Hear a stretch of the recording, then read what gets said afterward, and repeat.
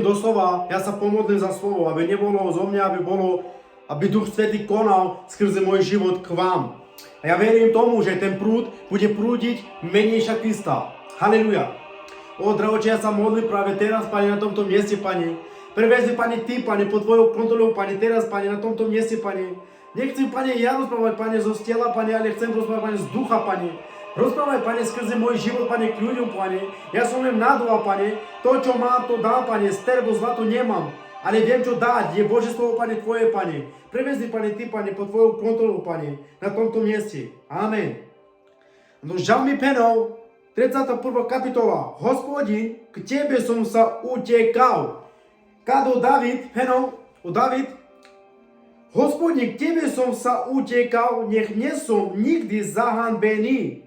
Zachraň ma svojou spravodlivosťou, nakloň ku mne svoje ucho, čím skôr ma zachraň. Amen. Tu je man, камо Ježiš Kristus, te zachraninou, te vyslobodzinou, kale svetostar. Hoj tenáve zaťažíme, kale svetovské. Vyčím po Ježiš Kristus, te avo, a te vyslobodzinou tu. Odo nakamo, hoj táve zaťažíme, kale svetovské. Lebo kada svetinu marnou a zničíme. Kado David jasne penel, a bojinou, šikámou, o Ježiš je zachraninou. Vyčin po Ježiš Kristus. Ideme ďalej, bratia a sestry, do Božieho slova. David hovorí Ježišovi, vysloboď ma zo siete, ktorú mi nastavili, ty si predsa moja pevnosť. Haleluja.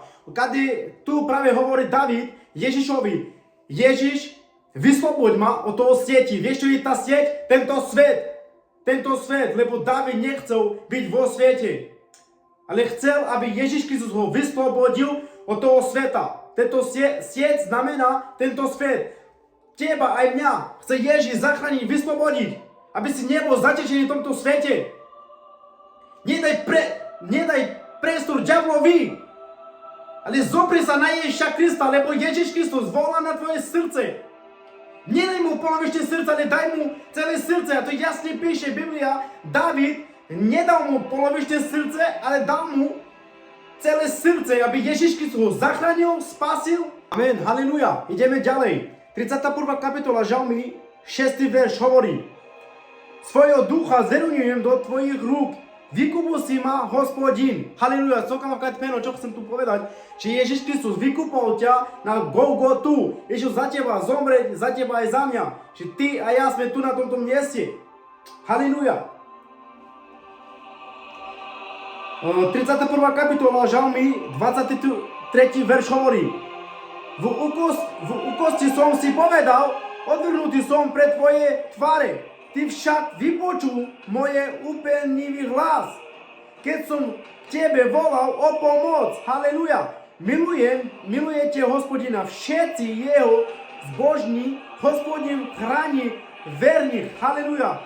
No, vrchová to odpláca povýšencom. Všetci, čo očakávate Hospodina, budete silní a nech je pevné vaše srdce. Haleluja. Kade penov, tu hovorí Biblia. Ty musíš byť pripravený dať srdce Pánovi, aby Ježiš Kristus ťa ochraňoval, aby si bol do jeho náručí.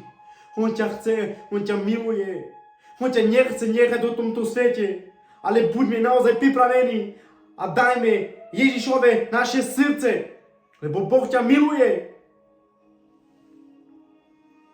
Boh ťa miluje. On za teba išiel na kríž, za teba aj za mňa.